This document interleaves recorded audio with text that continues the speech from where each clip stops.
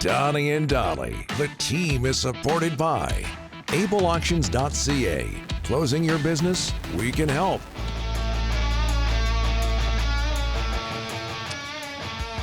All today's guests, this makes sense. Good tie-in, including Hnat Domenichelli standing by, brought to you by his Vancouver Giants, celebrating their 25th anniversary season. Saturday, Giants drop the puck on their season as they take on the expansion Penticton Vs, 7 p.m., Langley Events Center. Season tickets on sale now with custom payment plans available. Visit VancouverGiants.com for ticket info and to check out their theme night schedule for this season. Hnat Domenichelli, Vancouver Giants' first-year general manager. He's from Edmonton, former Kamloops Blazer. Oh, yeah. You talk about the 2 Memorial Cups he helped them win. Ex-Hartford Whaler, ex-Atlanta Thrasher, among other NHL teams. 263 NHL games. Giants against Penticton Saturday at the Langley Events Center, and Hnat Domenichelli joins us now. Hnat, thanks for doing this, sir. How are you? Thank you, gentlemen. Thanks for having me on the show. No problem. How excited are you? Can you put into words how excited you are for Saturday? Yeah, it's been a long time coming. It's been 2 months of hard work for everybody. A lot of new people here with the Vancouver Giants. And yeah, we get going Saturday night versus Penticton. Looking forward to be back in the WHL. You put up great numbers with the Kamloops Blazers. So those great Kamloops teams back in the early, mid-'90s, Nat, how much has Western Hockey League hockey, junior hockey in general, changed since you were doing that back in the 90s? Yeah, I've been asked that a lot of times. I think off the ice, it's grown leaps and bounds. It's much more professional. The players are much more prepared. Then with the evolution of technology, social media, the coverage of the game, it's been great. On the hockey side, I think it's still the same. I think the nets are still in the same place. The fundamentals of winning are still the same. So from that aspect, pretty comfortable getting started here. Well, Nat, 4-0 in the preseason. What did you like about your club in the preseason? I like the energy of the group. Like the speed that we play at. I think Parker Burgess, our new coach, wants to play an up-tempo speed game. I think it fits to the type of players we have here in Vancouver to start. So I'm excited about that. Excited that we're trending in the right direction. I mean, we have to be honest. I've inherited a pretty good team, and so we try to build off that. You have a pretty special defenseman in Ryan Lynn, projected to go top 10 NHL draft this season. Talk a little bit about him and what you've seen from him so far. Well, a great young player, high IQ, sees the game real well, controls the puck from the back end. He's going to be our number one quarterback on the power play. Extremely intelligent kid. Ryan's on and off the ice. Met his family, met his parents. Far advanced in high school, almost graduated, so shows to his abilities, and we're excited to have him. Cameron Schmidt, this hockey club last year was top 10 in goals for in the league and top 10 power play, so there's a lot to work with. But Cameron Schmidt, a lot of the offense goes through that guy, Nat. Yes, it does. Very rarely do you find a draft-eligible player score 40 goals in his draft year. Yep. So he's at Dallas Stars training camp right now. Yep. We'll see when he returns, but sure, exciting player. How worried are you? I know you've only been in the job a short time, but you obviously saw what happened in the last few months. The NCAA raided a lot of Western Hockey League kids. How concerned are you about that Western Hockey League NCAA thing that's going on in the last few months? Yeah, it's changed the world. It's changed hockey for sure. I mean, I guess in the general manager, I've been doing this for a long time. You need to be comfortable in the uncomfortable, because in our world, regardless of what level you're at, it's always uncomfortable. So you're always worried about players coming, players going, and it's just something we're going to have to deal with. And I can't control what goes on in every other club in the WHL. We can only provide the best platform here in Vancouver for our group of guys. And I mean, people have been graduating from the Vancouver Giants all the time. I did an interview the other day. We don't want anybody to retire as a Vancouver Giant, and we want to promote pro hockey, and we want to get these guys to the next level. And so what we're going to provide here in Vancouver is an excellent platform, both on and off the ice. And I'm pretty confident if we do that, then the players are going to want to stay. And then if we can build a group that can contend year in and year out, I think players that come here will have a great experience.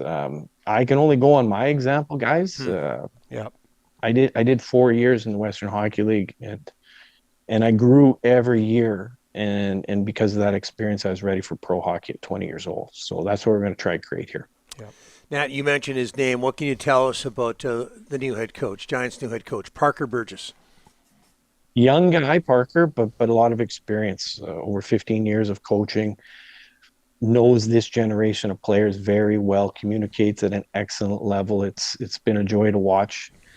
Motivated, the whole group, Wasey Rabbit, Galen Patterson, young guys that have experience in our league. Just a lot of energy. And I think for our fans, you're going to see an exciting brand of hockey. Nat, from a personal point of view, you played, coached, and managed in the Swiss League for 2 decades after the National Hockey League. How did that happen? Yeah, I was a victim of the lockout in 2004. Oh, right. I wasn't a superstar. I was up and down, and then I'd finished my contract with the Minnesota Wild.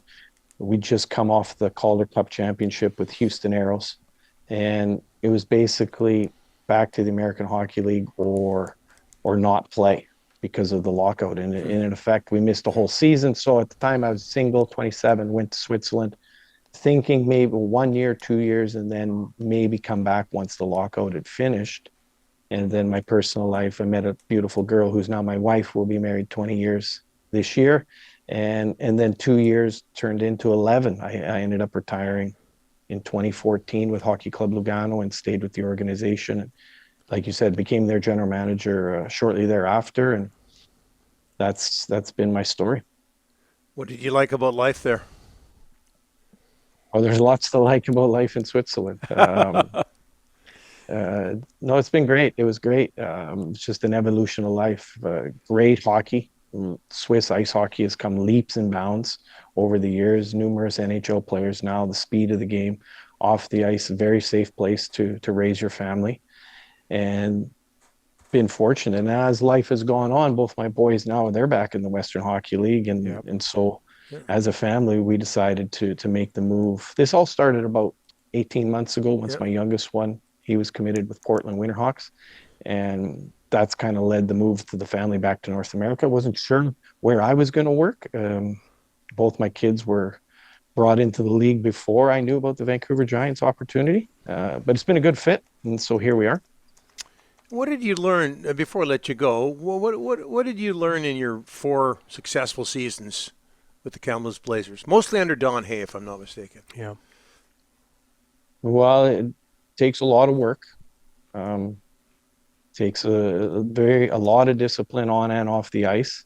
I'm not going to lie, there's a lot of hard days starting. But just what I think in my role now as the general manager, I learned that the structure that was in place and the leadership that was in place from Bob Brown, who's our general manager, and Don Hay, who's our head coach, they had full control of the organization. And not only were they promoting good hockey players, they were really strict in promoting good people off the ice. They were honest about school. They were honest about curfew.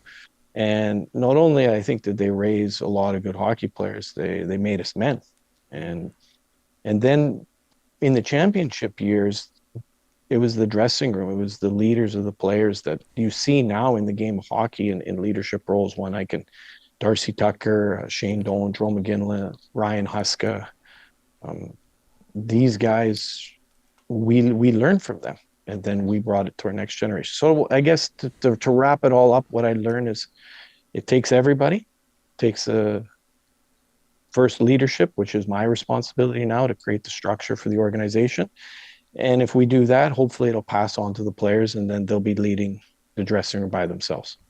Well, welcome back to BC, and just so you know, when you're watching games from the press box around that area, you'll often see my partner Rick Daltwell right beside Ron Toigo, telling him what he should do with his hockey club. So make sure you're nice to him, okay? Ron's a good friend of ours, Nat. Good friend of ours, Nat. Yeah. Yep. I've heard all about you guys. Okay.